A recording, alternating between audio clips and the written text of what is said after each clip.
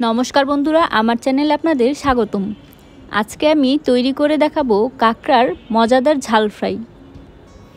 চলুন তাহলে কাঁকড়ার ঝাল ফ্রাই কিভাবে তৈরি করতে হয় সেই রেসিপিটি শিখে নেওয়া যাক। প্রথমে আমি কাঁকড়াটা ভালো মতো ধুয়ে পছন্দ মতো পিস করে নিয়েছি।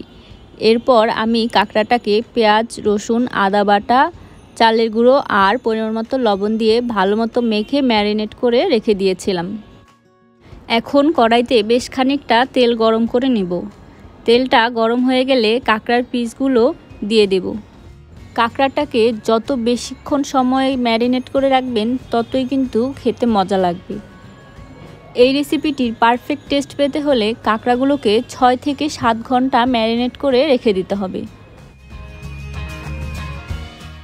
কাঁকড়ার এক পাশ ভাজা হয়ে গেলে উল্টে অপর পাশও ভেজে নেব।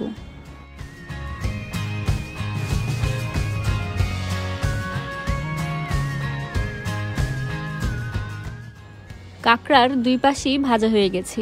এখন তেল ঝরিয়ে নামিয়ে নেব।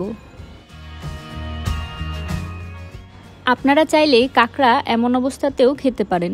আমি যেহেতু কাঁকড়া ঝাল ফ্রাই করব, তার জন্য কাঁকড়াটাকে রেখে দেব এবং কাঁকড়া ভাজার তেলেই দিয়ে দেব পেঁয়াজ কুচি।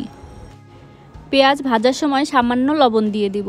এখন পেঁয়াজটাকে নেড়েচেড়ে ভেজে নেব। আমি কিছু রসুন কুচিও দিয়ে দিচ্ছি, আপনারা চাইলে স্কিপ করতে পারেন। এখন আমি এর মধ্যে দিয়ে দেব 2 চা চামচ রসুন বাটা। এরপর দিয়ে দিব একে একে হলুদ গুঁড়ো, মরিচ গুঁড়ো, জিরার গুঁড়ো দিয়ে ভালো মতো মশলাটাকে কষিয়ে নেব। মশলাটা ভেজে নিয়েছি। এখন এর মধ্যে দিয়ে দিব টমেটো কুচি, দিয়ে সব কিছু নেড়েচেড়ে আর একটু ভেজে নেব। কাঁকড়ার গ্রেভিটা তৈরি হয়ে গেছে।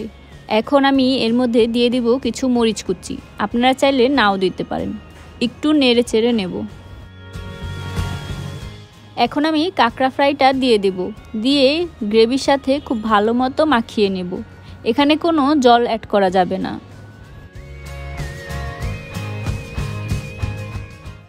কাঁকড়ার সাথে গ্রেভিটা মাখানো হয়ে গেছে। এখন এটাকে নামিয়ে নেব। ব্যাস, তৈরি হয়ে গেল কাঁকড়ার মজাদার ঝাল ফ্রাই। আপনারাও বাসায় তৈরি করে খাবেন এবং আমাকে কমেন্ট করে জানাবেন আপনাদের রেসিপিটি কেমন লেগেছে।